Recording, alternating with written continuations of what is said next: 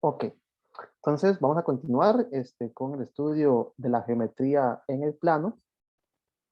Eh, ya llevamos varias clases hablando sobre una interpretación geométrica, ¿verdad? Visual, eh, gráfica de las operaciones algebraicas en el conjunto de matrices de tamaño 2, ya sea filas o columnas.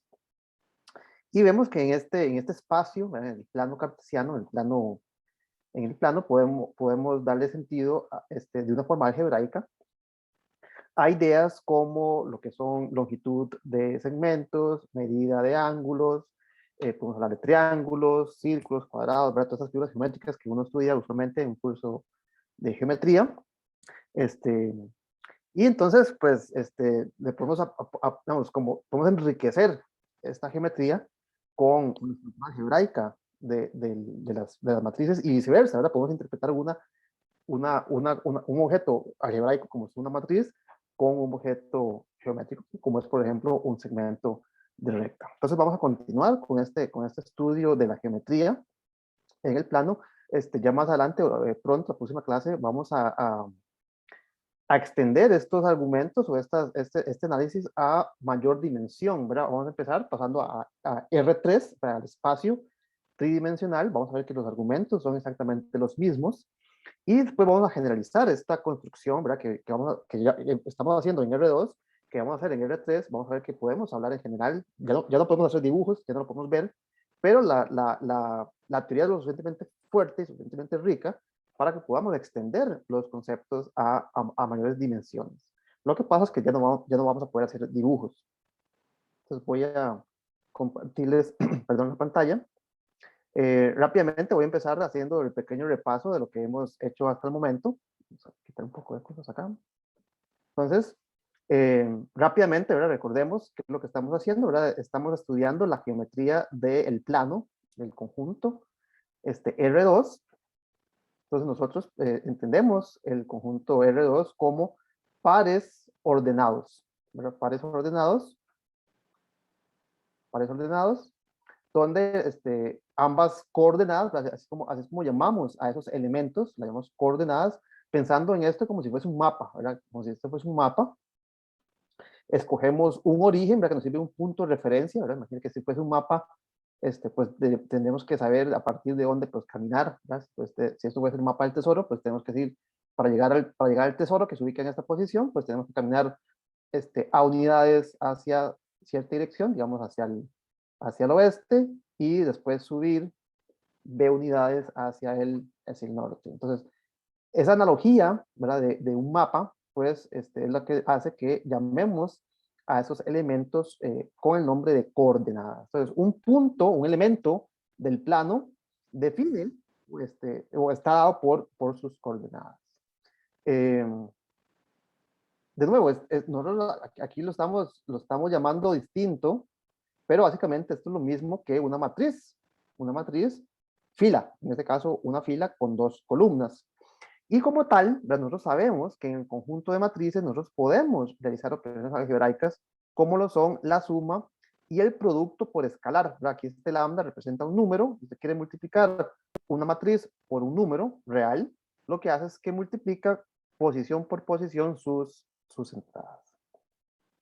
Y entonces, ya sabemos las propiedades que cumplen estas operaciones algebraicas, la conmutatividad, la asociatividad, la compatibilidad entre ellas, ¿verdad? Una distribuye respecto de la otra, elemento neutro, elementos inversos, etc.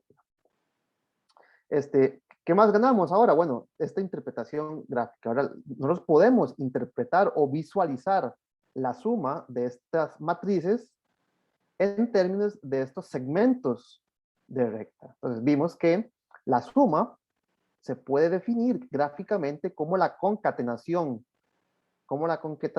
de flechas, ¿verdad? Entonces si yo uno la flecha que une el origen, ¿verdad? Este es nuestro punto de referencia, ¿verdad? El punto cuyas coordenadas son 0, 0.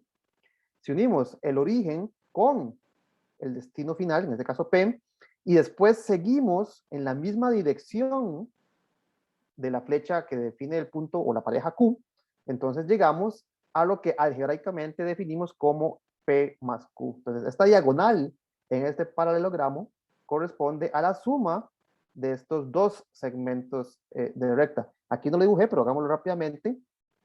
La resta también se puede visualizar.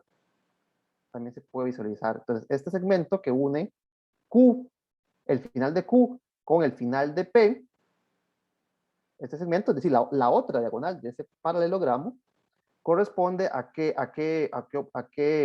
cuál operación. Correspondería, llego hasta Q y camino lo que me hace falta para llegar a P, es decir, que este segmento corresponde a la dirección dada por Q menos P. Perdón, P menos Q, ¿verdad? ¿Qué es lo que me hace falta desde Q para llegar a P? Entonces sería Q menos P. Lo que satisface esta flecha es que si usted a Q le suma, perdón, lo hice mal entonces, ¿verdad? Borrémoslo. Si usted a Q le suma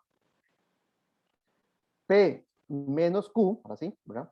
Si usted a Q le suma P menos Q, a Q le suma P menos Q, obtiene P. Entonces, si camina hasta P, si camina hasta Q, y de ahí completa el camino hasta P, pues llega desde el origen hasta P. Es decir, que esta flecha representa lo que le hace falta a Q para convertirse en P. Y eso es lo que uno define como la resta en general en una estructura algebraica, como son las matrices.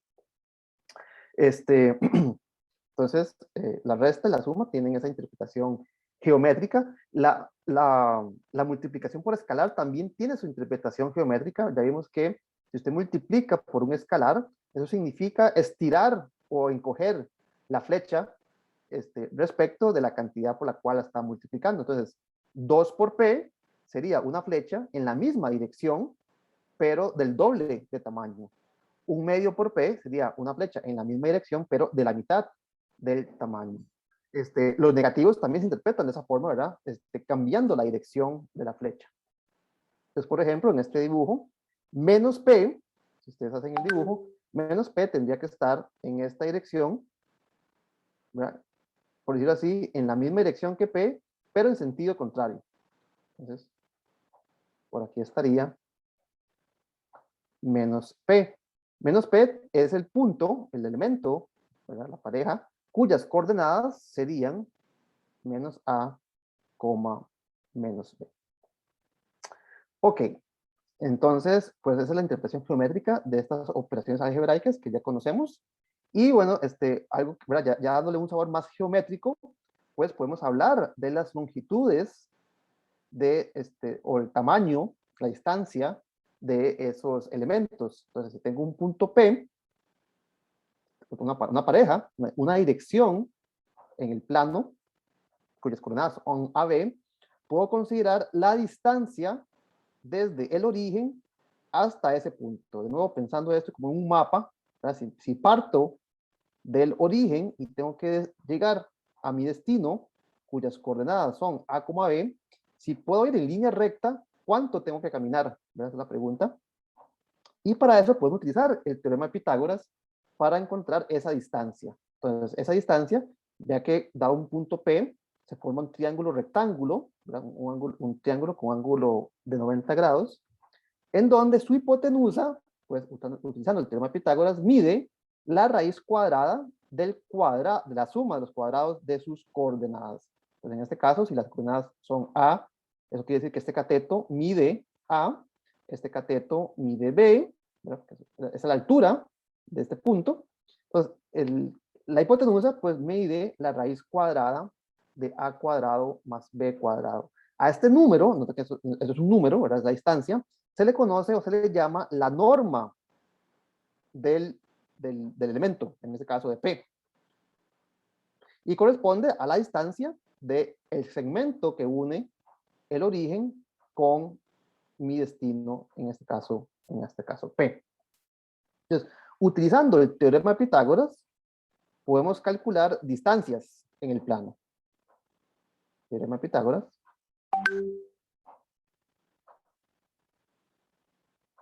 Utilizando el teorema de Pitágoras, podemos medir distancias.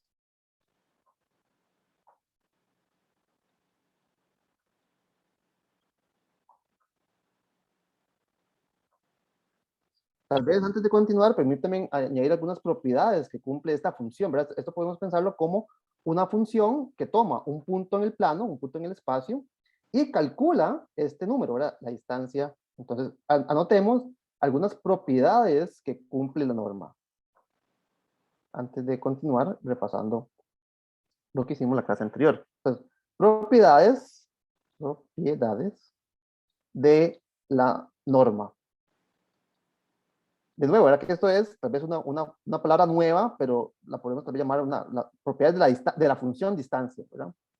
Esa es una función que lo que me devuelve es la distancia que hay desde el origen, ¿verdad? Desde mi punto de referencia al punto al que me dirijo en línea recta. Entonces, la primera propiedad que cumple esta función es una muy evidente, ¿verdad? La distancia siempre es positiva. Entonces, la norma de cualquier punto en el plano siempre es mayor o igual que cero. Es un número que representa la distancia y esa distancia siempre es positiva.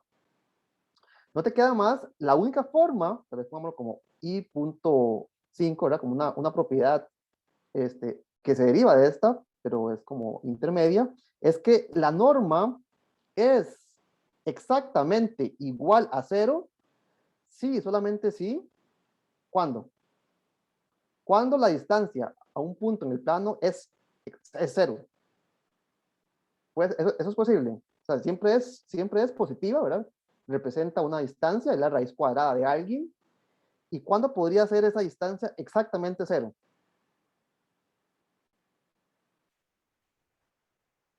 ¿Qué dicen ustedes?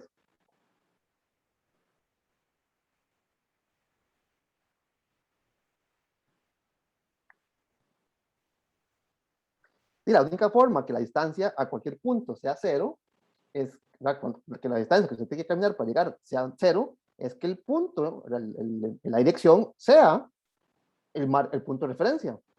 Entonces, la única forma que la norma sea cero es que en realidad estemos tomando la distancia del origen al origen. La distancia de un punto a sí mismo, pues es cero. ¿Qué más? Profe, Sí. perdón, es que me confundí. ¿La norma es lo mismo que el teorema de Pitágoras? El teorema de Pitágoras lo que me permite es calcular esa distancia, ¿verdad? La distancia o sea, por definición, la norma se calcula, véanlo acá, como la hipotenusa de este triángulo rectángulo, cuyos catetos, digamos, si el punto en el plano tiene coordenadas A, B, yo puedo formar un triángulo rectángulo cuyo cateto horizontal es A, ¿verdad? La primera coordenada, y cuyo cateto vertical es B, la altura de ese triángulo. Entonces, la distancia que hay desde el origen, desde este punto a este punto, en línea recta, es la hipotenusa de ese triángulo rectángulo. Entonces, esto es simbología, ¿verdad? Que estoy definiendo lo que significa este símbolo. Lo que significa es la distancia desde el punto O, desde el punto de origen, al punto P, a la dirección final. ¿Cómo se calcula? Bueno, el teorema de Pitágoras me dice cómo calcular la hipotenusa de un triángulo rectángulo si yo conozco las longitudes de sus catetos. Entonces, no es, no, el teorema de Pitágoras lo que me dice es cómo se calcula esa distancia, como la longitud de la hipotenusa del triángulo rectángulo que se forma en este dibujo. ¿Está bien? Sí, profe, gracias. Ok. Entonces, sí, el teorema de Pitágoras, vea que aquí, vamos, tal vez, no sé si lo he mencionado, vea que cuando uno escoge la forma en representar el plano cartesiano, ¿verdad? Las matrices, lo hace con estos dos R, ¿verdad? El R horizontal y el R vertical, y uno lo escoge para, uno pensaría que es pura comodidad visual, que estos ejes, estas rectas se intersequen en ángulo recto. Este, Eso no tiene por qué ser así, ¿verdad? Eso es una convención. Nosotros decidimos graficar o, digamos, dibujar todos nuestros mapas de esa forma, ¿verdad? Entonces, si ustedes ven un mapa en 2 dimensiones, ustedes ven que los meridianos y los paralelos, pues, se intersecan todos en ángulo recto. Bueno, ¿por qué en ángulo recto y no en otro ángulo? Bueno, una de las razones la podemos observar acá, ¿verdad? Para medir distancias, ¿verdad? Si yo quiero medir cuánto es la distancia en línea recta de París a Madrid, no sé si está en ese orden, pues podemos utilizar el teorema de Pitágoras, porque todos nuestros meridianos y nuestros paralelos pues se encuentran apropiadamente intersecados en ángulos rectos. Entonces, el teorema de Pitágoras me permite medir distancias en un plano, en un mapa. Esa es una de las razones por las cuales los mapas pues tienen esa convención, en donde los meridianos y los paralelos se encuentran orientados en esa forma. Ok, entonces, aquí antes de continuar, ¿verdad? Quisiera resumir algunas de las propiedades que cumple esta función, ¿verdad? Esto es una función, usted le da un punto y le devuelve un número, eso es lo que hace una función, ¿verdad? Entonces, esta función cumple con las siguientes propiedades. La primera es que eso siempre es positivo, ¿verdad? Es la raíz cuadrada de alguien. Bueno, la raíz cuadrada de alguien siempre es un número real positivo. Y la única forma de que esta raíz cuadrada de cero es que a, ¿verdad? Porque a cuadrado más b cuadrado, entonces creamos eso, ¿verdad? Noten que a cuadrado más b cuadrado es igual que cero si, solamente si, ambos a y b son cero. Es decir, que la única forma que la distancia sea cero es que el punto al que me dirijo sea el mismo de donde estoy parado. Es decir, sea el origen. ¿Okay? Entonces, esa es una propiedad bastante evidente, ya sea que la analicemos desde el punto de vista analítico, como fue definida esa función, o con su interpretación geométrica, de que lo que me da es la distancia de un punto a otro.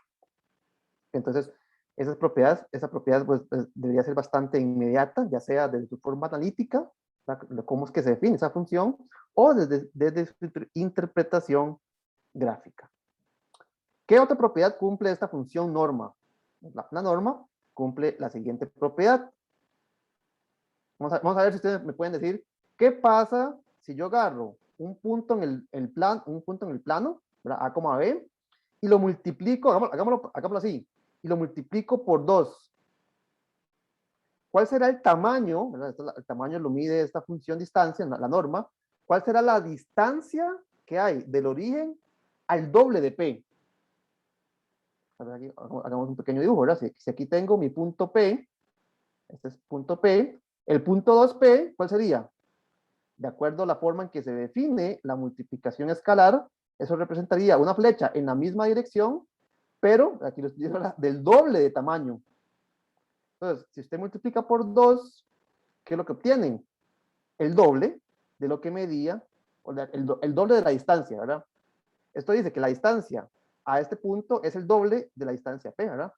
Esta distancia es esta que está aquí, la duplica, ¿verdad? Y obtiene entonces la distancia a ese otro punto. En general, ¿verdad? Si yo tengo entonces un punto en el plano y lo multiplico por alguna constante, eso lo que va a hacer es acortar o alargar esa flecha respecto del tamaño de ese número.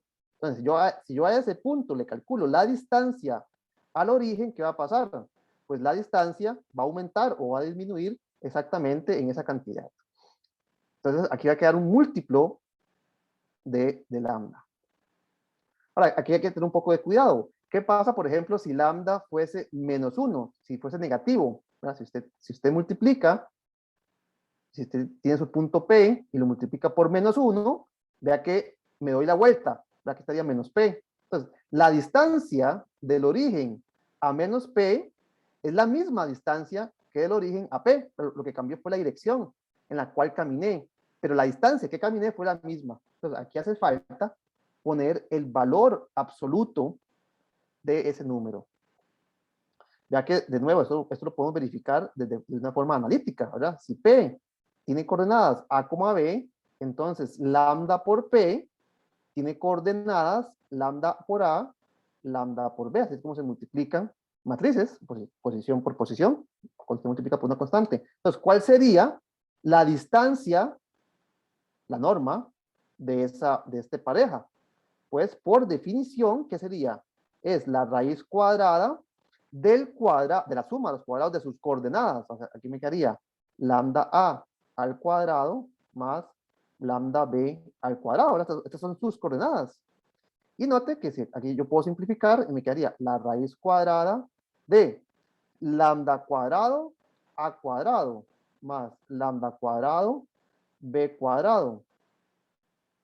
Y tengo un factor común. Tengo un factor común de lambda al cuadrado. O sea, que me quedaría la raíz cuadrada de lambda cuadrado que multiplica a cuadrado más b al cuadrado. ¿Y cuánto es la raíz cuadrada de lambda cuadrado?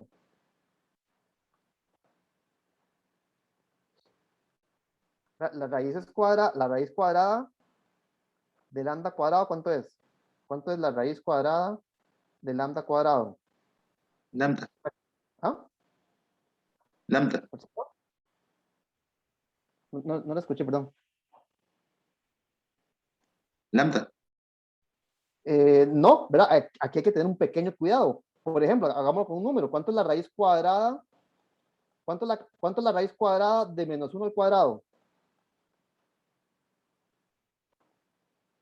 Bueno, usted lo que me acaba de decir es que puedo cancelar la raíz cuadrada con el lambda y que me da, con el 2, perdón, y que me da lambda. Pero vea que eso no es cierto, porque yo si cancelo esta raíz con este cuadrado, me quedaría que la raíz cuadrada es menos 1. Y la raíz cuadrada de cualquier número siempre es positiva. Entonces, ¿qué fue lo que pasó?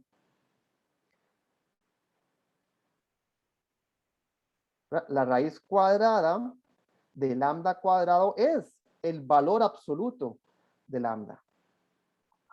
¿Por qué? Porque ese lambda podría ser negativo. La raíz cuadrada, pues, la raíz cuadrada, el lambda podría ser negativo. Al elevarlo al cuadrado es positivo.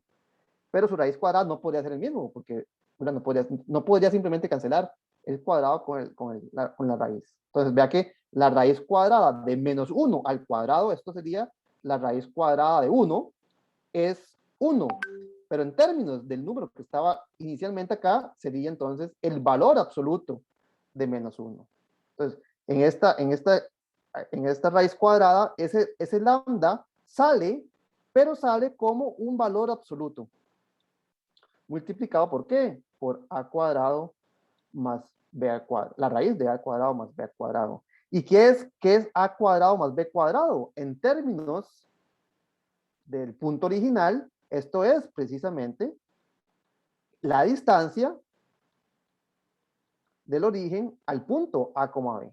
Entonces, vea que la norma, la función que calcula distancias, saca constantes, pero las saca siempre positivas.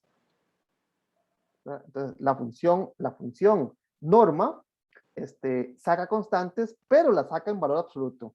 ¿Verdad?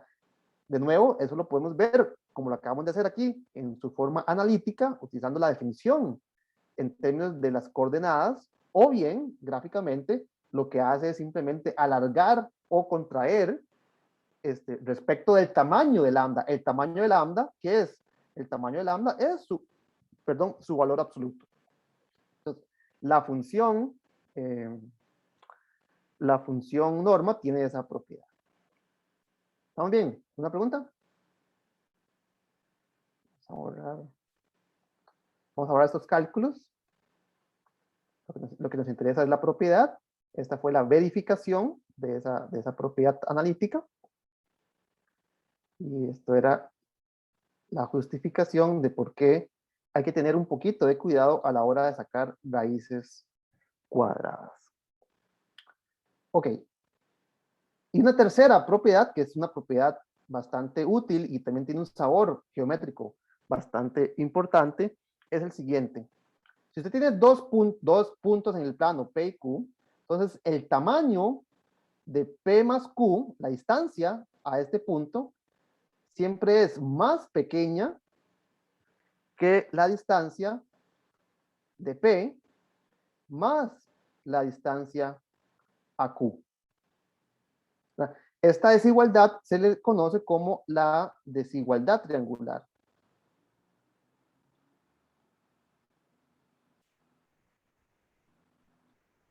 En términos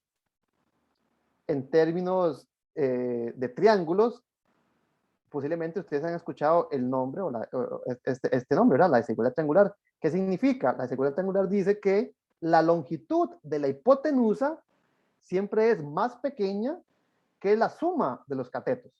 ¿Verdad? Si usted tiene un triángulo de cualquier, ¿verdad? No tiene que ser rectángulo ni nada, ¿verdad? De cualquier tamaño, cualquier configuración, la hipotenusa, digamos que en este caso sería esta, C, siempre es más pequeña, o sea, ahí está, su longitud siempre es más pequeña que la suma de sus catetos.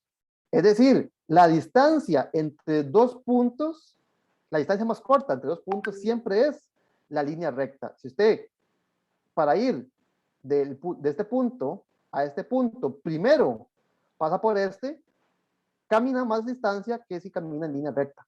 Entonces, esta desigualdad, que también se puede verificar desde la definición analítica de la función norma, lo que dice es precisamente esto, ¿verdad? En un triángulo, la longitud de la hipotenusa siempre es más pequeña que la suma de los catetos, ¿verdad? Esto es cierto para cualquier triángulo, ¿verdad? Entonces, si usted tiene esta hipotenusa, no importa si usted hace esto y después camina hasta acá, ¿verdad? No importa si usted caminó hasta acá y luego hasta acá, la forma más directa, más corta de llegar desde este punto a este punto es caminar directamente en línea recta, ¿verdad?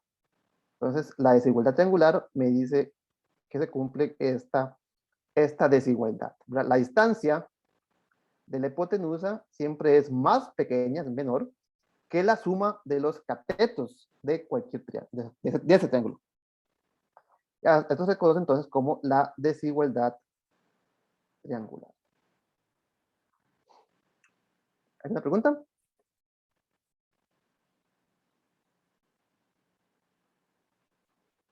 Entonces, la norma es una función que de nuevo lo que hace es darme la distancia del origen al punto en el cual estoy, al cual me dirijo. Antes de continuar, un poco de terminología. Si la distancia al punto P, hacia la pareja que define el punto P, es exactamente 1, entonces decimos que la distancia, bueno, digamos que tal vez decimos que el segmento que une a O con P es unitario. Entonces aquí unitario se refiere a distancia 1, ¿verdad? Entonces esto es lo mismo que decir distancia 1. Vamos a ver más adelante que en la teoría, en la práctica, es útil trabajar con elementos cuya distancia sea 1, ¿verdad? Usualmente simplifica mucho los cálculos trabajar con elementos cuyo tamaño pues no afecte los cálculos. Entonces 1 es el más conveniente. Note que si usted tiene cualquier elemento, si usted tiene cualquier los ejes, si tiene cualquier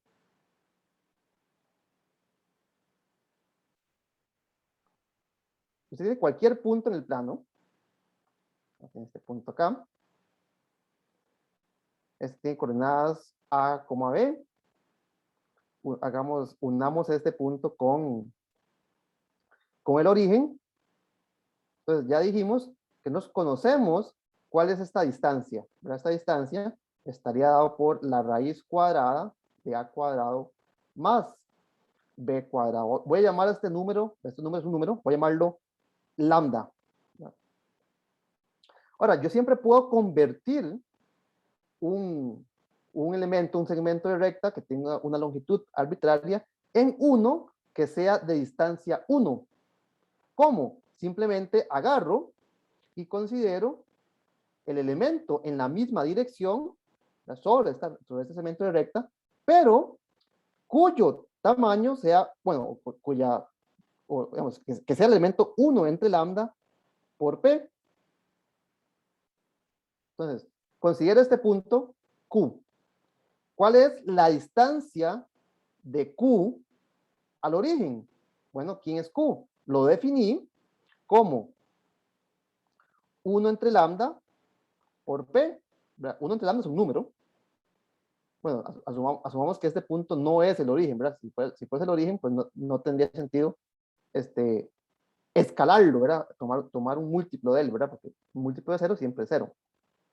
Entonces, ¿cuánto es la distancia que hay desde el origen a este nuevo punto que estoy construyendo? Bueno, vea que la distancia estaba por la norma. La norma satisface la propiedad de que las constantes salen como un valor absoluto, ¿verdad? Entonces aquí me quedaría el valor absoluto de 1 entre lambda por la distancia a P. Esta es la propiedad que analizamos hace un segundo, ¿verdad? Si usted multiplica cualquier punto en el espacio, en el plano, por una constante, la distancia se modifica apropiadamente por el tamaño de la constante. Las constantes salen de la función norma. Ahora, note que este número que está aquí adentro, 1 entre lambda, ¿quién es lambda? Lambda es este número que siempre es positivo. Entonces, su valor absoluto es el mismo. O sea, aquí me va a quedar 1 entre lambda, multiplicado por la norma de P. ¿Pero cuánto es la norma de P? La norma de P es precisamente lambda, ¿no es cierto? Lambda es la distancia, aquí estoy dibujando, es la distancia que hay desde el origen a P. Es decir, lambda es la norma de P. O sea, que aquí me va a quedar 1 entre lambda por lambda. Y 1 entre lambda por lambda es 1. Entonces vea que uno siempre puede obtener, dado cualquier elemento en el plano, uno siempre puede reemplazarlo, si quisiera, por otro que tenga la misma dirección, pero su tamaño sea 1. Es decir, cuyo un elemento que es unitario. Y de nuevo, esto va a ser útil más adelante, ¿verdad? Cuando estudiemos espacios vectoriales, en particular el método de Gram-Schmidt, donde es útil considerar direcciones unitarias, ¿verdad? Segmentos de recta cuyo tamaño es 1. Entonces, uno siempre puede reemplazar, si es que lo necesita, cualquier dirección dada por una pareja, un par ordenado, lo puede reemplazar por otro en la misma dirección, pero cuyo tamaño es más controlado. En este caso es 1. Ok, ¿vamos bien? ¿Alguna pregunta? Sí, José Pablo, adelante. Sí, pero no entendí por qué el 1 entre lambda por P. Vean, lo que yo quiero, yo tomo, vamos a hacer un pequeño dibujo. Yo tengo, tal vez de momento no está muy motivado, ¿verdad? Yo tomo, por ejemplo, este punto que es el punto 3,5. Entonces, bueno, hagámoslo al revés para que parezca que lo hice en escala. Digamos que tomo el punto 5,3. Este es mi punto P. Entonces, eso me define un segmento de recta cuya longitud, ¿cuánto es la longitud de este segmento de recta? Raíz cuadrada de 5 a la 2 más 3 a la 2. Ok, raíz cuadrada de 25. Perdón, hagámoslo. Lo quería hacer, dame un toque. 25 más 9. No está bien, ¿verdad? 25 más. Lo quería hacer y que no fuese una raíz fea. Dame un chance. ¿Cómo es? 3. Perdón, es que es al revés, lo hice mal. Disculpen. Hagamos este otro. El punto P es para que no me saquen raíces. Es el punto 3,4. Ahora sí, ese es el que quería para que me quedara números no muy feos. Ok. Yo tomo el punto en el plano 3,4. ¿Cuánto es la distancia? Es decir, ¿cuánto es su norma? ¿Cuánto es la distancia de esta hipotenusa? 5. En ese caso sería 5, ¿verdad? 9 al cuadrado más 16 es 25. La raíz cuadrada de 25 es 5. Entonces, en este caso, la hipotenusa de este triángulo que se forma es 5. Ahora, tal vez, de nuevo, tal vez no lo estoy motivando tal vez muy bien, pero uno quisiera tal vez reemplazar este punto P por otro, que tenga la misma dirección, o sea, que caiga sobre esta misma recta, pero cuya distancia no sea 5, sino que sea 1. O sea, uno quisiera reemplazar este punto P por uno que sea unitario. Entonces, ¿cómo hacemos esto? Tendríamos que, básicamente, ¿verdad? Si aquí la escala me lo permite, si la hipotenusa mide 5, yo divido esto entre 5 pedazos, 1, 2, 3, Oye, Carlos dice, no, no lo hice muy bien, vamos a ver. Voy a dividir la hipotenusa en 5 pedazos. 1, 2, 3, 4, 5. Entonces, vea que si yo tomo este punto que está acá, o sea, si toda la longitud de esta hipotenusa es 5, y yo dividí en 5 pedazos iguales, quiere decir que este segmento de recta, ¿cuánto mide? ¿Cuánto es su norma? ¿Cuánto es la distancia? Pues, si tomo a 5 y partí en 5 pedazos iguales, eso quiere decir que este tiene longitud 1. Es decir, que este punto que está acá, llamémoslo Q, es unitario, ¿verdad? Su distancia del origen a él es 1. ¿Y cuál será la relación que existe entre el punto original y el punto que acabo de definir que es unitario? Bueno, vean que es equivalente a partir esto entre 5 y partir esto entre 5 y tomar un quinto de cada una. Es decir, que Q es un quinto de P. Entonces, vean que si yo defino a Q como un quinto de P, de acuerdo a la propiedad que analizamos de cómo se transforman las distancias a la hora de multiplicar por constantes, ¿cuánto sería la distancia de Q? Digamos que yo no la sé, pero vamos, calculémosla. ¿Cuánto es la distancia que hay del origen a Q? Es, por definición, ¿verdad? Porque si Q es igual a esto, sería un quinto de P. Pero la norma saca constantes. Entonces, este quinto sale de la función norma, sale en valor absoluto, pero el valor absoluto de un quinto es un quinto, porque es positivo, multiplicado por el tamaño de P, la norma de P. Pero ¿cuánto es la norma de P? Dijimos que la norma de P es 5, de forma que esto es un quinto por 5, es decir, esto es 1. Entonces vea que si yo divido el punto P, la dirección, el punto P lo divido entre la distancia de él al origen, obtengo otro elemento, pero ahora ese elemento tiene longitud 1. Entonces aquí lo que hice fue ver si yo tomo un punto P cualquiera, me fijo cuánto es su distancia, esto es lo que llamamos la norma de P, y lo que hago es dividir multiplicar por 1 entre lambda. Entonces, esa nueva dirección tiene la misma dirección que P, ¿verdad? Camino en la misma dirección. Pero ¿cuánto camino? Camino una unidad. Es decir, que 1 entre lambda, pero ¿quién es lambda? Es la norma de P, es un número, ¿verdad? Multiplicado por P es unitario.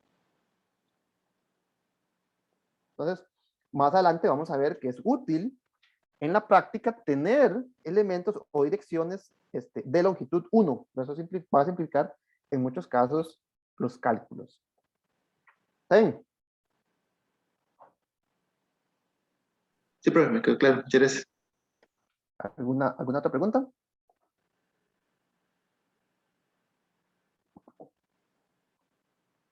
Ok, perfecto. Entonces continuemos. Esas son las propiedades básicas de la función distancia. Esa función distancia la calculamos o la dedujimos como la distancia del origen a un punto en el plano, ¿verdad? Entonces, es la longitud del segmento que une el origen con el plano y la calculamos mediante el teorema de Pitágoras como la distancia, la longitud de cierta hipotenusa. Vea que el mismo argumento lo podemos hacer sin necesidad de estar en el origen, ¿verdad? Yo podría preguntarme, dado un triángulo o dado dos puntos en el plano, calcular su distancia, ¿verdad? Yo no, ¿verdad? Si pensamos en el mapa, pues yo no tengo por qué siempre salir del origen para hacer todas mis diligencias, ¿verdad?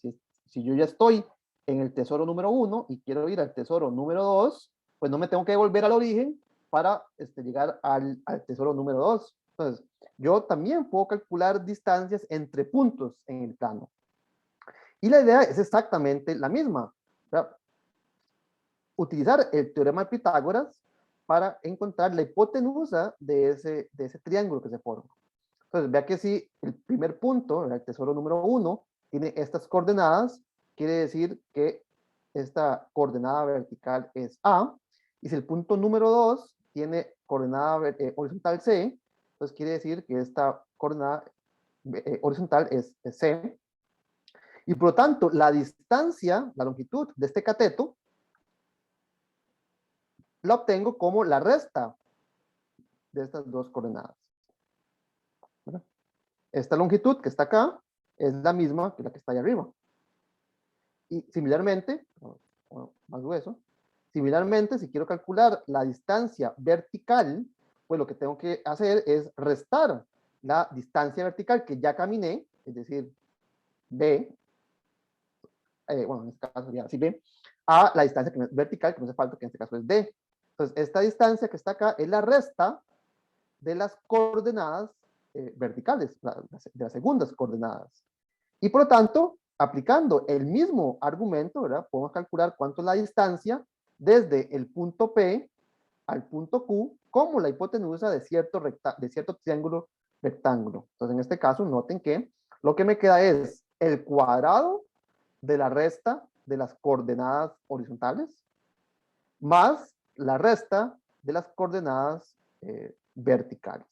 Note que para el ejemplo anterior, las coordenadas horizontales y verticales del origen es 0, 0. De forma que cuando ustedes realizan la fórmula, pues ustedes no pondrían a menos 0 todo al cuadrado, simplemente pondrían a al cuadrado. Que sería este a cuadrado que está acá, ¿no? Igual, para ustedes, este b cuadrado, pues es b menos 0 al cuadrado. Pues simplemente es b al cuadrado. Ok. Entonces, el teorema de Pitágoras, de nuevo, me permite calcular la distancia entre cualesquiera dos puntos. No es necesario que alguno de esos puntos sea el origen, ¿verdad? Yo puedo simplemente, o sea, si pensamos en esto como un triángulo no sé, de cartón, usted podría recortarlo y moverlo y ponerlo en el origen, y eso no va a cambiar las distancias. Bueno, entonces el mismo argumento que me permitió encontrar la distancia de esta hipotenusa es el mismo argumento que me permite calcular la distancia de esta otra hipotenusa. Que entonces vean cómo se va uniendo el álgebra con la geometría. Ya un concepto como lo es la distancia entre puntos, pensamos en la longitud de catetos, ya es un concepto mucho más geométrico, que lo podemos visualizar en términos de coordenadas, es decir, de un objeto meramente algebraico. ¿Vamos bien? Y otra cosa que hicimos en la clase anterior, relacionado con las medidas de objetos geométricos, es cómo medir ángulos. Entonces, rápidamente recordemos cómo podemos medir ángulos utilizando las coordenadas de los elementos. Entonces, si tengo, vamos a ver, digamos que tengo este punto aquí, P, acá sí. Si tengo un punto P cuyas coordenadas son A, B, y no sé, por acá tengo otro punto Q cuyas coordenadas son C, D. Entonces, de nuevo, esto me da dos segmentos de recta, uno que une el origen con P y otro que une el origen con Q. Yo podría pensar en eso tal vez como los catetos de un triángulo o como lados de un paralelogramo, de un rombo, algo así. Y a mí tal vez me interesa medir cuál es el ángulo entre estos dos segmentos de recta. Entonces, utilizando un poco de trigonometría, claramente, si estamos midiendo ángulos, pues es natural que aparezca fórmulas trigonométricas. Vimos que este ángulo queda determinado por la siguiente fórmula. El coseno de zeta es igual a el producto de A por C, o sea, primero por primero, A por C, más segundo con segundo, B por D, dividido entre las distancias correspondientes a esos puntos, es decir, por la distancia de P multiplicada por la distancia de Q. Entonces, la clase anterior, utilizando un poco de trigonometría y resolviendo un sistema de ecuaciones lineales, vimos que el coseno de ese ángulo está dado por esta fórmula. Noten que tal vez una observación es que este producto que aparece en el numerador, si estamos pensando en los objetos P y Q como matrices, corresponde al producto usual, solo que tenemos que tener cuidado, ¿verdad? El producto usual de una fila AB con una columna del mismo tamaño, ¿verdad? Nosotros lo definimos como primero con primero, es decir, A por C, más segundo con segundo, en este caso B por D. Vea que para ser, digamos, ser estrictos, P y Q, ninguno de los dos no es, digamos, o ambos son filas o ambos son columnas. Sin embargo, vea que este número que aparece acá corresponde a este producto matricial. Para no confundirlo, ¿verdad? Porque, de nuevo, ninguno, o sea, o ambos son filas o ambos son columnas, o ninguno de los dos es ninguno, ¿verdad? Son pares ordenados. A este número que aparece en este numerador se le llama el producto punto. Entonces, simplemente decimos que P producto punto por Q, vea que aquí estamos abusando de la notación, porque este símbolo lo hemos utilizado ya para varias cosas, ¿verdad? Entonces, se sobreentiende que esta operación entre dos pares ordenados, no lo pensemos como filas ni como columnas, pues simplemente lo definimos de esta manera, primero con primero, más segundo con segundo, se le llama el producto punto.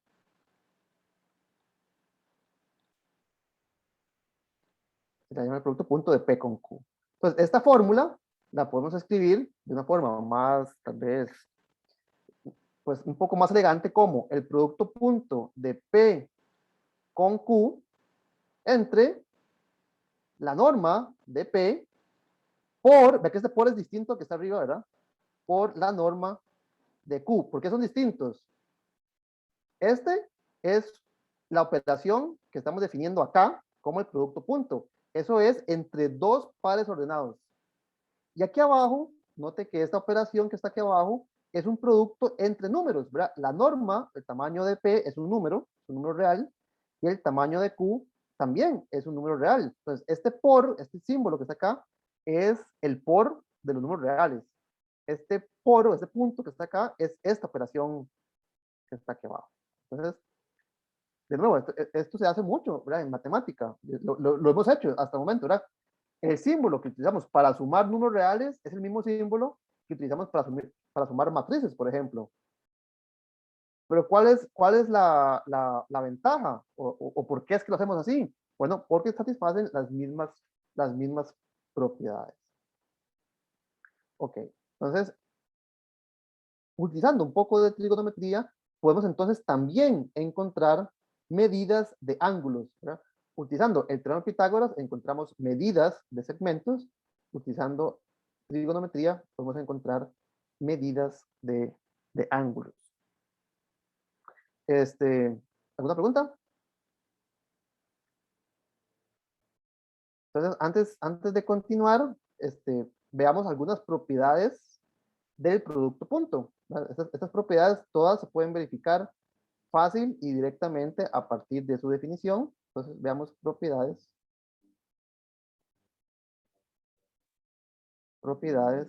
del producto punto.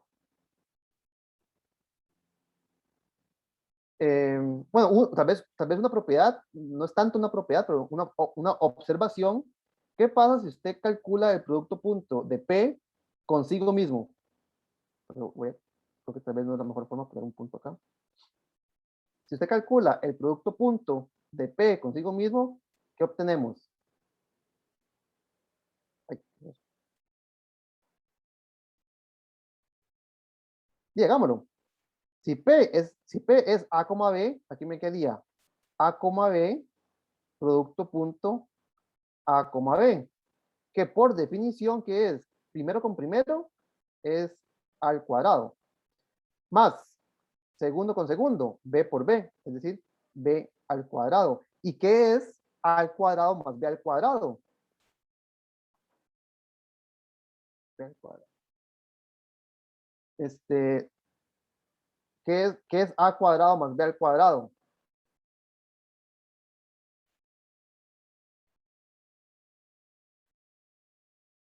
es la longitud, es el cuadrado de la longitud de una hipotenusa cuyos catetos son A y B. Bueno, en términos de P, ¿qué sería? Y por definición, esto es la longitud de P al cuadrado. Entonces vea que el producto punto está relacionado íntimamente con distancias.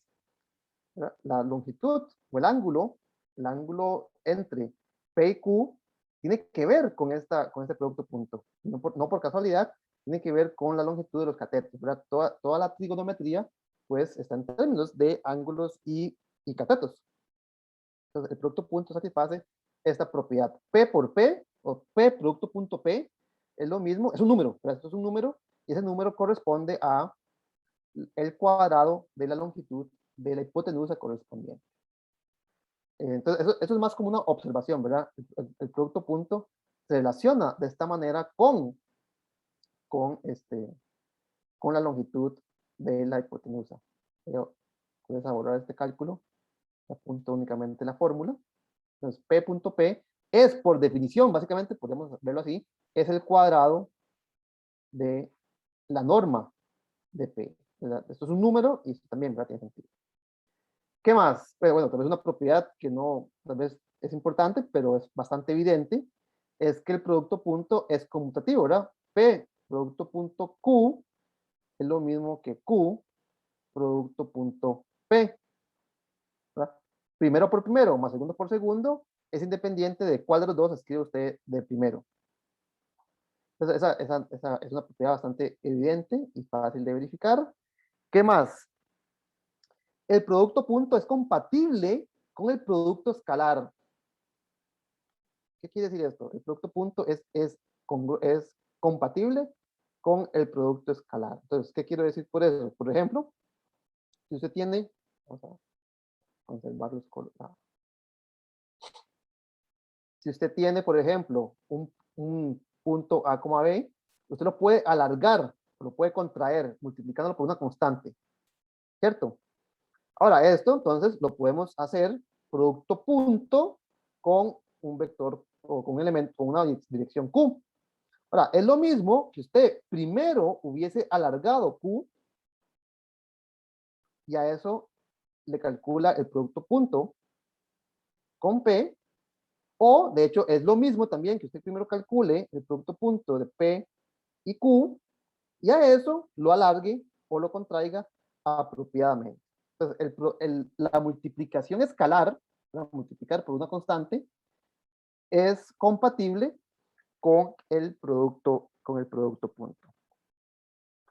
¿Qué más? Otra propiedad importante. Esto de nuevo usted lo puede verificar fácilmente utilizando las coordenadas, ¿verdad? ¿Qué significa multiplicar por lambda? Sería como multiplicar aquí por lambda y por lambda. Y es lo mismo que usted multiplique por lambda y por lambda aquí. Y es lo mismo que a todo esto usted lo multiplique por lambda, ¿verdad? Esto es lo que estoy diciendo. Entonces, la multiplicación escalar es compatible en este sentido con la multiplicación con el producto punto.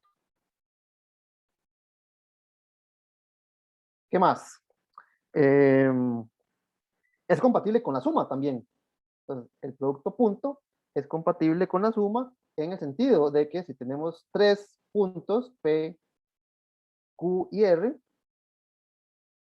puedo sumar P con Q y P con Q le puedo realizar la operación que estamos definiendo con otro punto R y es lo mismo que, ¿verdad? Lo que uno esperaría de una compatibilidad de ese sentido. Es lo mismo hacer P producto punto con R y a sumarle el producto punto de Q con R. Entonces, el producto punto es compatible con la suma en ese sentido.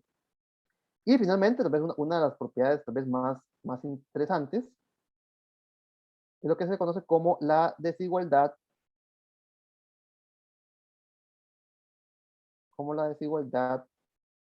de Cauchy. La desigualdad de Cauchy-Schwarz.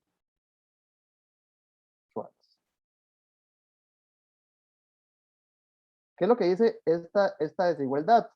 Dice que el tamaño, es un número, ¿verdad? El valor absoluto del producto punto es más pequeño que el producto de las distancias de P a Q. Ay, perdón.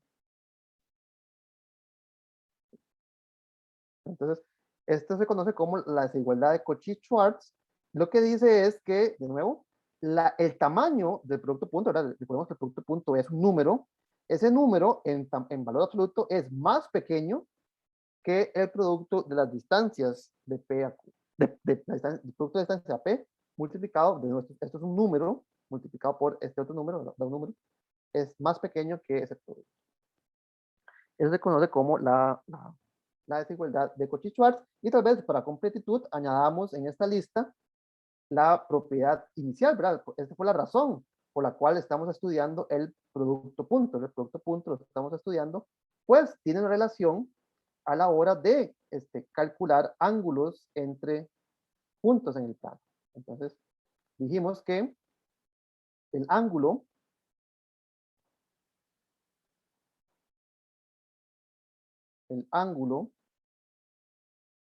entre los segmentos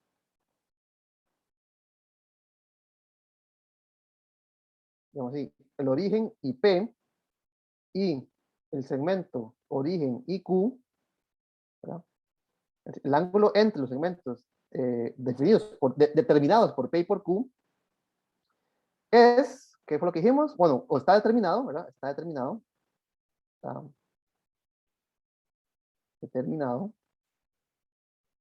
por la igualdad que dice que el coseno de ese ángulo, tal vez el nombre, el ángulo zeta, entre estos segmentos está determinado por que su coseno es el producto punto de P por Q entre el producto de las normas.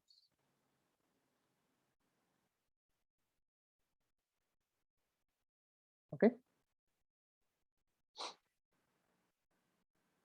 Esta propiedad, inclusive, bueno, esta fórmula, esta es equivalente, tal vez es una fórmula que bueno, depende de su formación en trigonometría. Uno puede verificar que esto es equivalente al llamado ley de cosenos. Es equivalente a la ley de cosenos. ¿Alguien recuerda cuál es la ley de cosenos?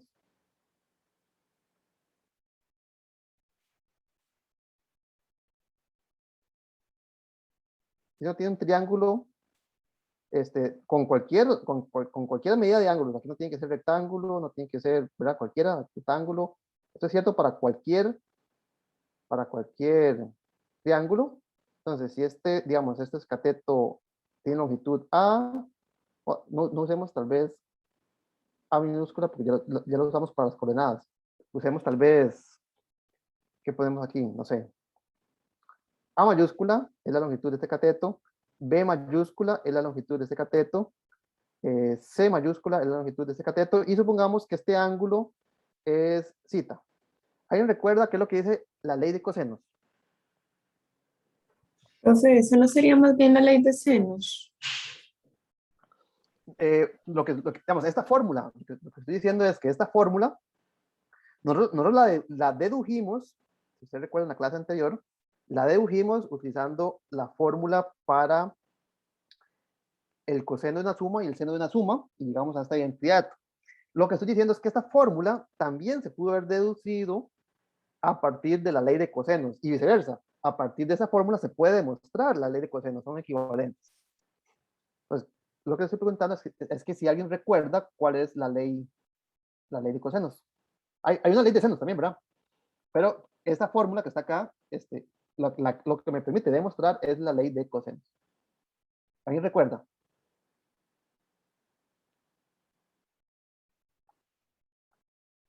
Esa fórmula, la ley de cosenos, por algún motivo, como que queda en el olvido, y es básicamente una generalización del teorema de Pitágoras. La ley de cosenos dice que c al cuadrado es igual a al cuadrado más b al cuadrado menos 2 veces el producto de a por b por el coseno de ese ángulo. Entonces, el coseno del ángulo entre estos dos catetos, cuyas longitudes son a y b, está determinado o cumple con esta relación. Note que esto es casi el teorema de Pitágoras, ¿verdad? Entonces, si fuese el caso,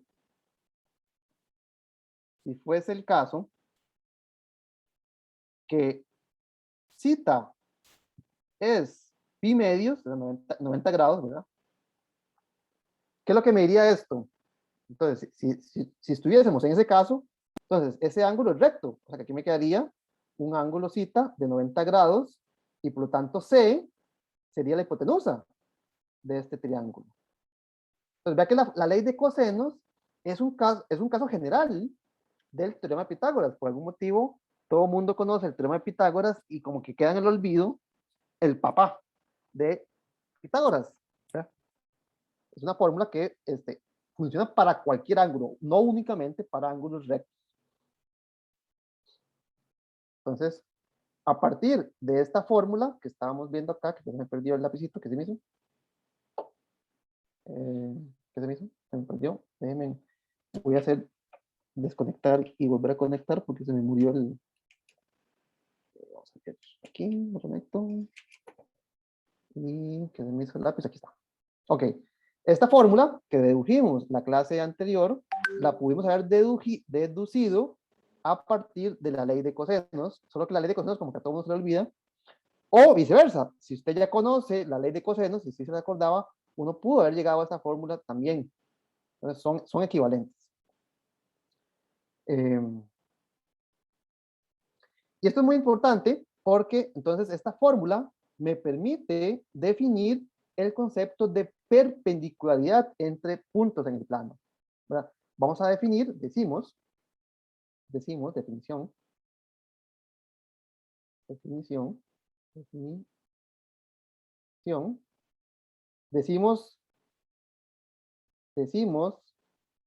que dos puntos P y Q, ¿verdad?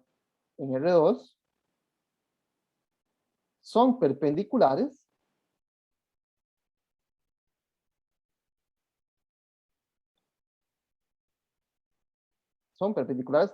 también una forma, vamos, un sinónimo de la palabra perpendicular es la palabra ortogonal.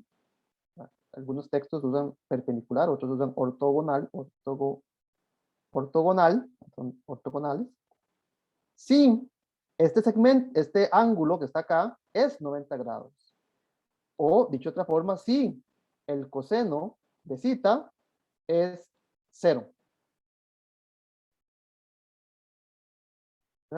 Decimos que el ángulo entre dos segmentos se calcula mediante esta fórmula y vamos a definir el concepto de perpendicularidad, ¿verdad? Que es el concepto que usualmente uno asocia a ángulos de 90 grados cuando ese coseno es 0. Note que por definición, o tal vez no por definición, sino por esta fórmula que nosotros dedujimos la vez anterior, la única forma de que esta fracción de 0, la única forma de que esta fracción de 0 es que P, producto punto con Q, sea 0, ¿no es cierto? La única forma de que este ángulo, su coseno de 0, si es igual a esta fracción, es que el numerador de esa fracción sea 0. Entonces, decimos que dos puntos en R2 son perpendiculares, o, tal vez no los puntos en sí, sino los segmentos que definen, ¿verdad? Los segmentos que definen son perpendiculares o ortogonales, esos son sinónimos, si el producto punto de ellos es 0. Muy bien. Profe, Sí.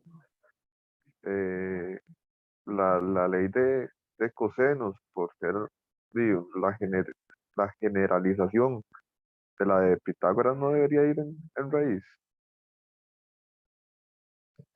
No, digamos, claramente uno podría, a partir de esta, uno podría decir que C es la raíz cuadrada de A cuadrado más B cuadrado menos, o sea, uno lo podría convertir en esta teorema, ¿verdad? Pero uno usualmente, bueno, digamos, son lo mismo, ¿verdad? Son equivalentes. ¿Sí? Ah, ok, ok. Sí, usted cuando escribe el teorema de Pitágoras, usualmente lo escribe así, ¿verdad? C cuadrado es igual a cuadrado más b cuadrado, en el caso, ¿verdad?, que el ángulo sea recto. Claramente, o sea, si tú lo que quieres es obtener c, pues saca la raíz cuadrada, no hay ningún problema, ¿verdad? Son la misma cosa. Vea que en este contexto no hace falta poner más o menos, ¿verdad? Porque estamos interpretando esto como distancias. Y las distancias, pues, son positivas, ¿verdad? La longitud de una hipotenusa, pues, no puede ser negativa. Entonces, el teorema de Pitágoras no hace falta ponerle más o menos la raíz cuadrada, y por lo tanto queda determinado únicamente por el valor positivo. Entonces, cualquiera de estas dos es la misma afirmación. Y por lo tanto, aquí también, ¿verdad? No hace falta poner el más y menos. Porque C, aquí estamos diciendo que es la longitud de este cateto, ¿verdad? Aquí no tiene por qué ser la hipotenusa, ¿verdad? No tiene por qué ser la hipotenusa. Esta fórmula es cierta para cualquier cateto. ¿Verdad? Si estoy aquí un ángulo alfa, entonces el lado opuesto, que sería A, diría que A al cuadrado es la suma de B cuadrado más C cuadrado menos el doble producto de B por C coseno de alfa, ¿verdad? Esta ley de cosenos aplica para todos los ángulos, ¿verdad? Si es beta, que es el opuesto a B, aplica también para B, para beta. Esta fórmula, bueno, yo le pregunté quién se acordaba, honestamente no sé si la primera vez que la ven, ¿verdad? Pero es curioso que el teorema de Pitágoras sea tan famoso y tan conocido, mientras que la ley de cosenos, que es realmente una forma más fuerte del teorema de Pitágoras, pues es casi que desconocida, ¿verdad? Me parece curioso, ¿verdad? Yo pregunté quién la conoce, pues no sé si la conocían, tal vez no. Es una fórmula bastante dejada en el olvido. Ok. ¿Alguna otra pregunta?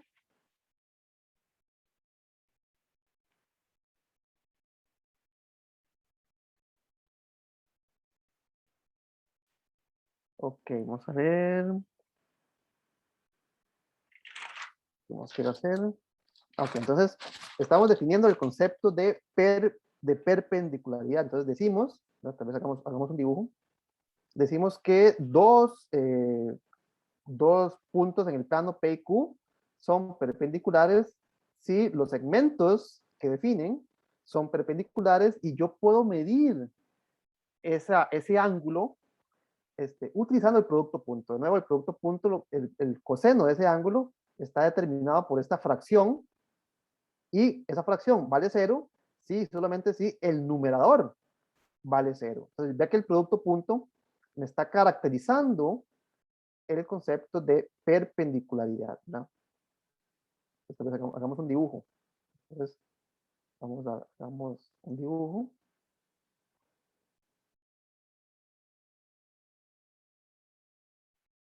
Entonces, no sé, vamos a ver, aquí está mi punto P, cuyas coordenadas son A, B.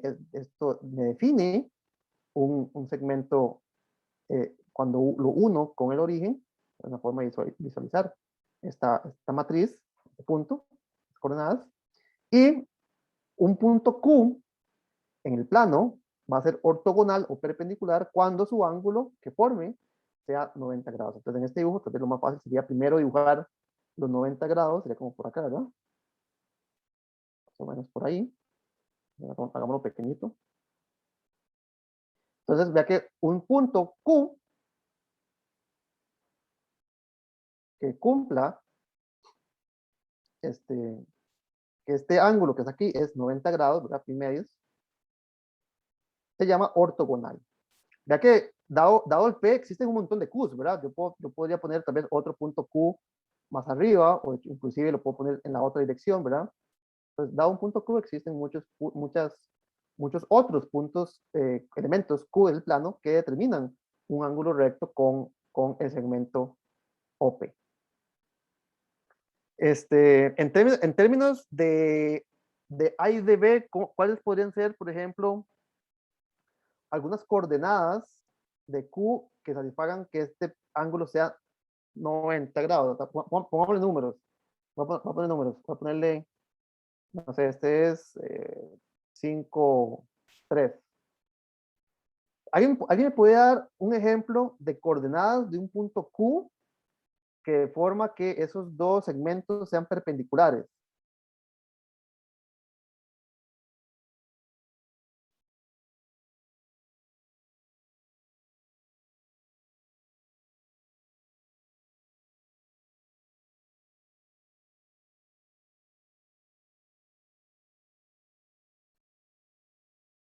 Ok, entonces la pregunta es, dado P, yo le estoy dando esta dirección, ¿verdad? 5 unidades a la derecha y 3 para arriba.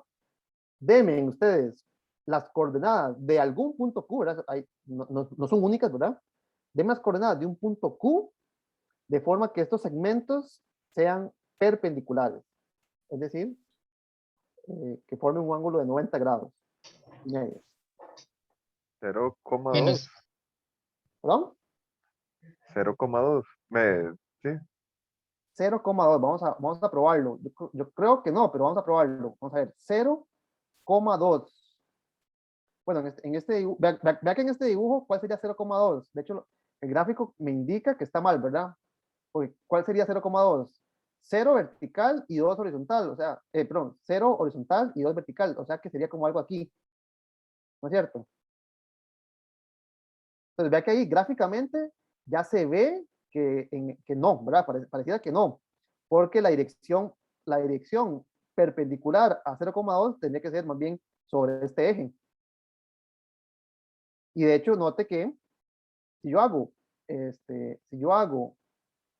P punto Q, P producto punto con Q, sería 5 por 0, ¿verdad? Primero con primero, más segundo con segundo, me quedaría 3 por, ¿cómo es? Segundo, 3 por 2, ajá. O sea que esto vale 0, esto vale 6.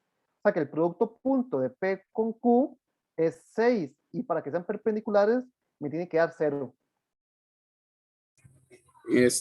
Menos un quinto y un tercio.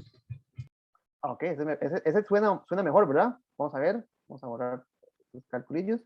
Entonces, 0,2 visualmente, ¿verdad? Gráficamente, parece indicar que no es perpendicular a esa dirección que determina P. Y analíticamente, la perpendicularidad la podemos medir mediante este producto punto. Entonces, el compañero me acaba de decir, ¿cuál fue, perdón? Menos un quinto y un tercio. Menos un quinto y un tercio. Vamos a ver, P producto punto por Q, ¿qué sería? Primero por el primero. Ah, me dice un tercio, ¿verdad? Sí, un tercio. Ok, entonces, primero con primero me quedaría menos un quinto por 5, más segundo por segundo, me quedaría un tercio por 3. Esto vale menos 1 y esto vale más 1, de forma que esto es 0. ¿Correcto? Entonces, el punto menos un quinto, más un tercio, satisface que, que este segmento que une el origen con Q, en efecto, es perpendicular con el segmento que une al origen con P. Ok, tal vez ese que usted me dio sirve, ¿verdad? Es correcto. Tal vez tal vez uno quisiera dar uno sin la necesidad de dar fracciones. Entonces, yo podría hacerlo más grande. Yo podría hacer esto más grande. Y para cancelar todas las fracciones, vea que si yo multiplico por 15, ¿verdad? Entonces, si yo hago 15 veces Q, la dirección no cambia, ¿verdad? Multiplicar por una constante, lo que cambia es la magnitud, ¿verdad? La distancia. Entonces, si yo multiplico por 15, ¿qué me quedaría? Menos 3,5, de hecho, ¿verdad? Entonces, si a este le llamamos punto R, digamos, note que P, producto punto R, sigue siendo 0. Vea que tal vez la observación es que la escogencia no es única, ¿verdad? Yo podría dar cualquier punto en esta dirección de forma que el ángulo no va a cambiar. Entonces, la podría dar hacia los puntos en la otra dirección, ¿verdad? Los puntos negativos, no negativos, sino en la dirección contraria. Y por ejemplo, uno por aquí está un quinto, coma menos un tercio, que es el negativo del que usted me dio, ¿verdad? Entonces, usted este punto que estaba acá, le da vuelta, lo pone acá, es decir, multiplica por menos uno, también obtiene una dirección que es perpendicular con el punto P. Entonces, noten eso, ¿verdad? Si yo les doy cualquier punto, tal vez hagamos eso, hagamos eso. Ah, se me acabó el espacio aquí en esta hoja. No importa, sí, aquí lo hacemos en ese espacio pequeño. Entonces, si yo les doy cualquier punto en el plano, digamos este que está acá, cuyas coordenadas son A, coma B, hagamos la recta que une el origen con esa dirección, con ese punto en el plano, siempre existe una dirección perpendicular, ¿verdad? Siempre existe una dirección perpendicular. Bueno, aquí estaría. Y por ejemplo, esa dirección perpendicular está, no sé, voy a utilizar la palabra generada por, no sé, voy a llamarlo Q, el punto, no sé, menos A, no, perdón, menos B, coma A. ¿En qué sentido generada, verdad? Yo podría agarrar esta y extenderla, hacerla más grande o hacerla más pequeña, pero entonces vean que dado un punto cualquiera, yo siempre puedo encontrar otra dirección que tenga exactamente, digamos, que sea perpendicular a la dada. Pensemos esto tal vez en términos de rectas. Si esto fuese no un segmento de rectas, sino una recta, digámoslo tal vez con otro color, verde. Pues yo tuviese esta recta, bueno, aquí la hago gorda y así no me equivoco, ¿verdad? ¿Verdad? Esta recta que está acá, ¿cuál sería su ecuación? Esta es la recta, ay, perdón. Y igual, ¿cuál es la ecuación de esta recta? ¿Quién me puede dar la ecuación de esta recta? ¿Cuál es la pendiente? Porque noten que la intersección con el eje Y es 0, entonces va a ser de la forma mx más 0. Entonces, ¿cuál es la pendiente de esta recta?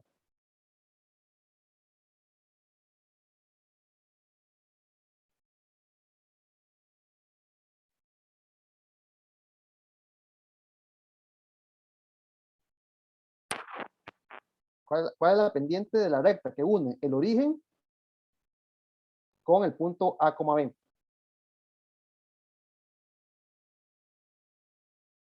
¿Cuál es la pendiente de esta recta?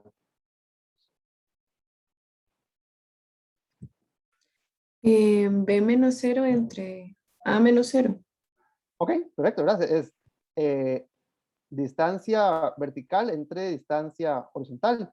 Entonces, en este caso sería simplemente B entre A.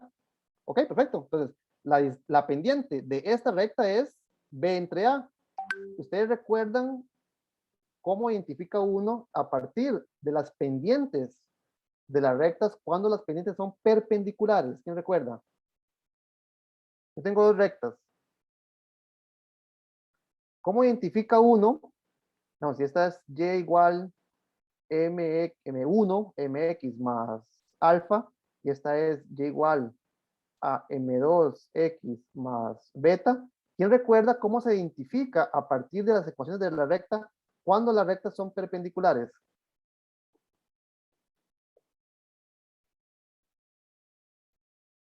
No Al era, multiplicarlas dan -1, según yo. Correcto, ¿verdad?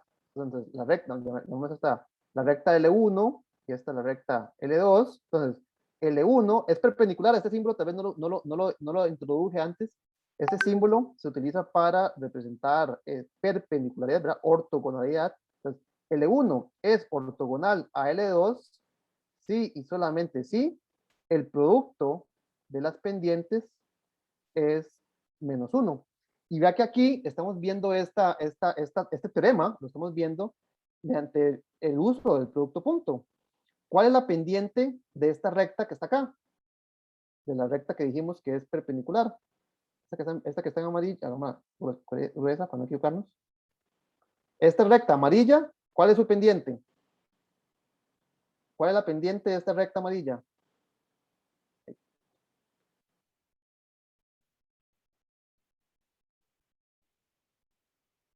Sí, ahora hacemos lo mismo, ¿verdad? Ahora sería A menos 0 entre menos B menos 0, es decir, es A entre menos B. Entonces, vea que la pendiente de esta recta multiplicada por la pendiente de esta recta da precisamente -1. Entonces, vean que es esto que tal vez ya conocíamos en curso de geometría, lo estamos recuperando a partir del estudio geométrico y algebraico de los puntos en el plano.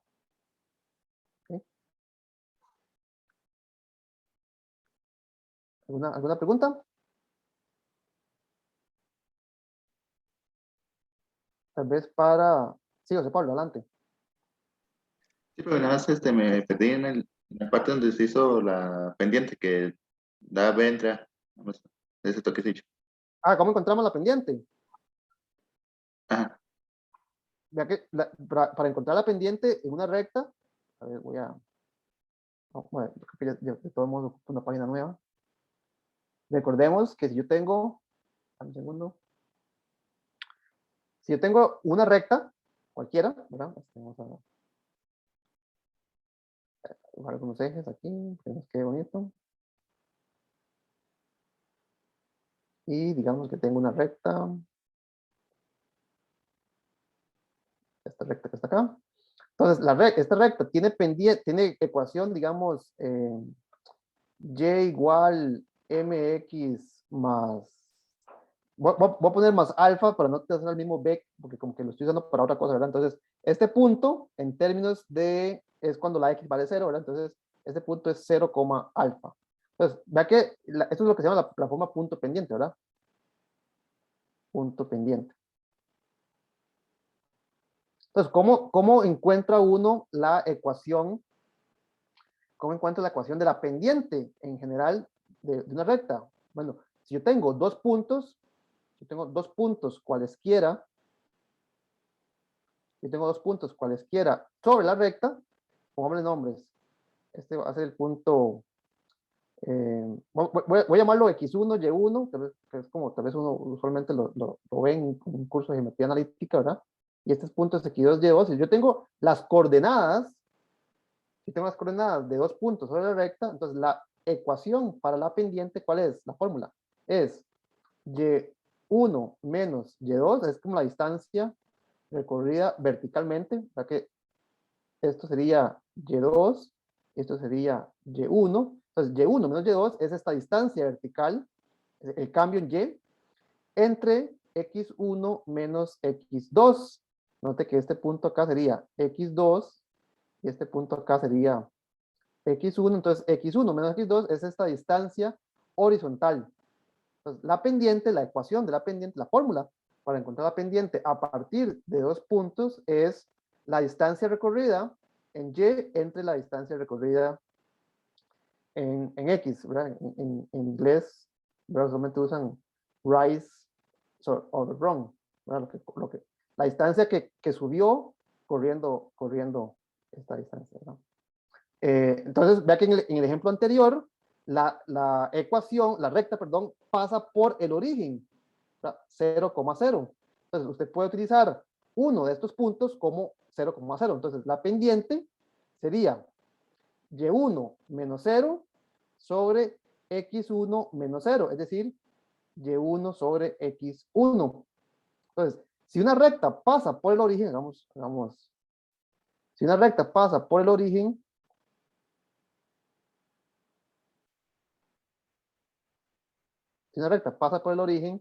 y yo conozco un punto sobre esa recta, digamos que yo conozco el punto A, B, que es el que estaba usando antes, ¿verdad? Yo conozco un punto sobre esta recta, entonces la pendiente, de acuerdo a esta observación que acabamos de hacer, es la coordenada en X, perdón, la coordenada en Y sobre la coordenada en X. Entonces, la pendiente de una recta que pasa por el origen siempre se puede determinar a partir de las coordenadas de cualquiera de los puntos. Entonces, veamos que en el ejemplo anterior, vamos a ver, en el ejemplo anterior, yo utilicé el punto menos B, A. Entonces, yo utilicé estas coordenadas para encontrar la pendiente. Es la coordenada en X, perdón, la coordenada en Y sería A sobre la coordenada en X, que sería menos B. ¿Por qué? Porque estas rectas pasan por el origen. Entonces, estoy tomando X2 igual 0 y Y2 igual 0 en la fórmula del punto pendiente. ¿Ahí? perfecto, muchas gracias. ¿Alguna otra pregunta?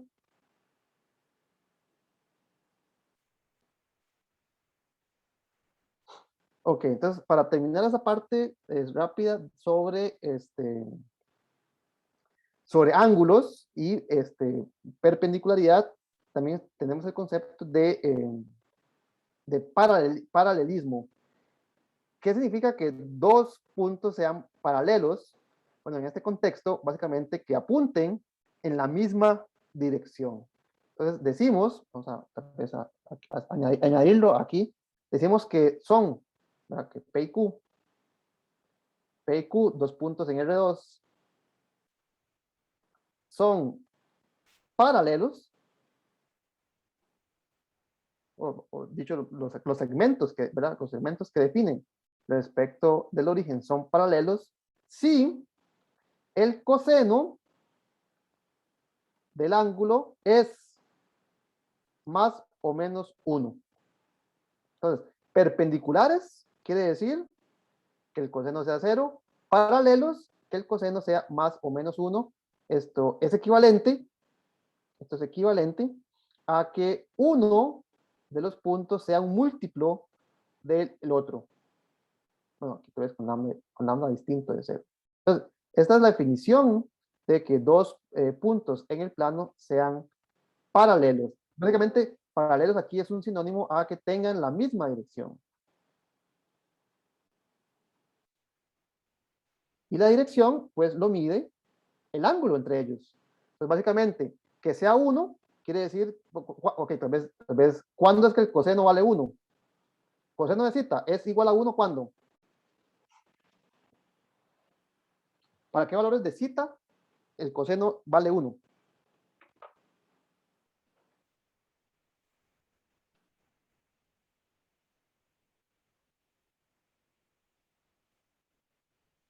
¿Para cuáles valores de zeta? Coseno de zeta es igual a que 1.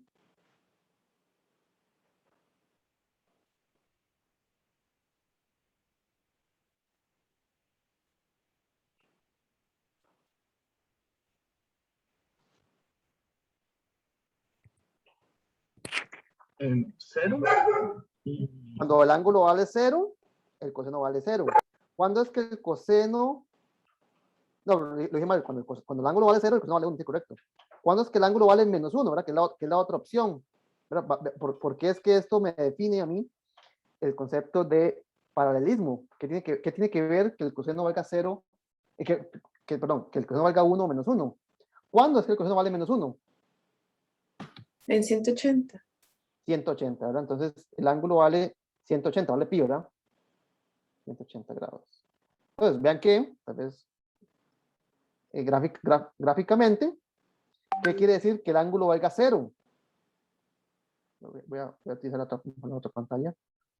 Esta. Porque la otra ya se me acabó el espacio. ¿Qué quiere decir que el ángulo valga 0? ¿Ah? ¿Cómo se vería un ángulo de 0 grados entre dos puntos en el plano? Sería una recta, ¿no, profe? Correcto, ¿verdad? Sería, vamos, si dibujo aquí el punto P, entonces, y ¿dónde estaría el punto Q para que el ángulo sea 0 grados? Pues, ¿verdad? Como acaba de mencionar el compañero, pues debería estar en la misma recta, ¿verdad? Entonces, por aquí tiene que estar P, y Q es cualquier punto que se ubique también sobre esa misma recta. El ángulo, vea que aquí no lo podría dibujar, ¿verdad? El ángulo cita entre la recta que une al origen y P y la recta o el segmento de recta que une a 0 y Q es 0 grados, ¿verdad? No hay separación entre esas dos flechas. Entonces, esos serían dos, digamos que P y Q son paralelos. Sus direcciones son la misma, son paralelos.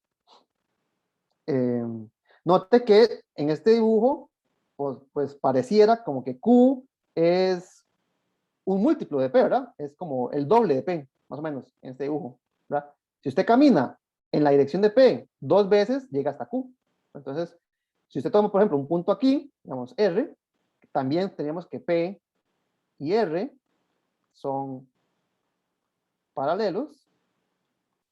Y bueno, en este otro dibujo pareciera más o menos que R es como, ¿qué? Como una vez y media, ¿verdad? Más o menos, como 3 medios de P, ¿verdad? Camino y luego la mitad. Entonces, 3 medios. 1 más 1 medio es 3 medios. Entonces ve que cualquier punto este que está acá, S, P y S son paralelos, ¿verdad? En este dibujo pareciera que S es algo así como un tercio de P, es como un tercio. Si camino nada más una tercera parte y no llego hasta P, sino que llego hasta acá, hasta S, pues obtengo entonces que esos vectores son paralelos. Entonces, un ángulo de 0 grados define vectores en la misma dirección sobre la misma recta. ¿Cuál sería el dibujo correspondiente para un ángulo de 180? Bueno, algo parecido, solo que ahora tengo que, si dibujo rápidamente, vamos a ver los ejes.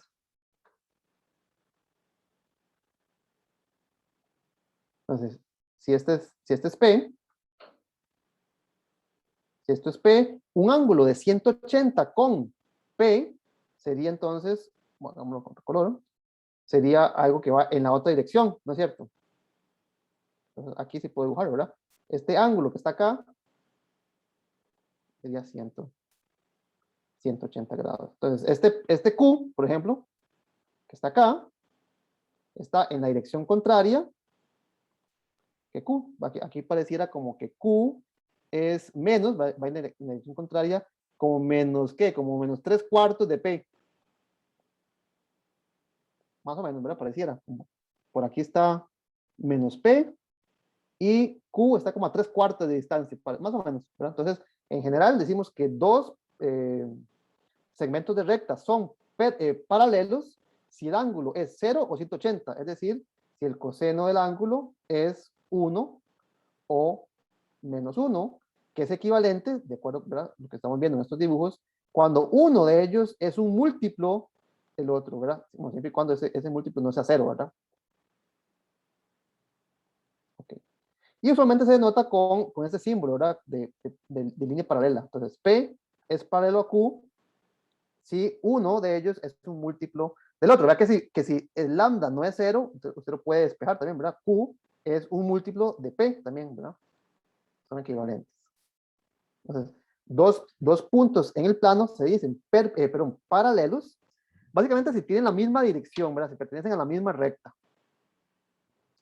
Y analíticamente lo podemos identificar con que el coseno del ángulo sea -1 y el coseno se mide utilizando el producto punto.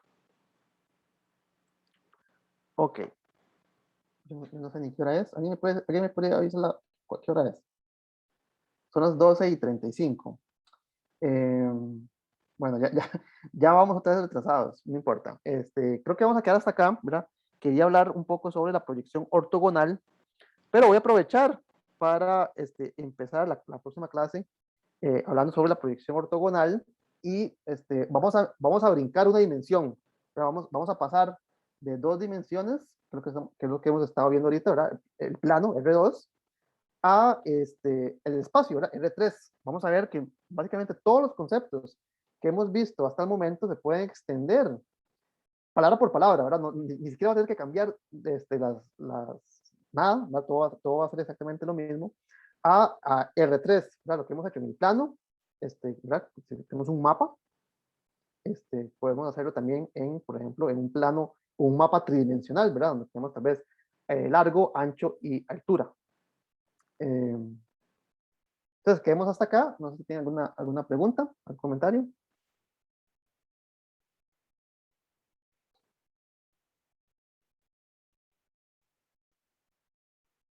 Ok, entonces, si no hay dudas, si no hay preguntas, nos vemos el viernes. Luego. Chao, profe. Bueno, profe. Gracias, profe. Luego. profe.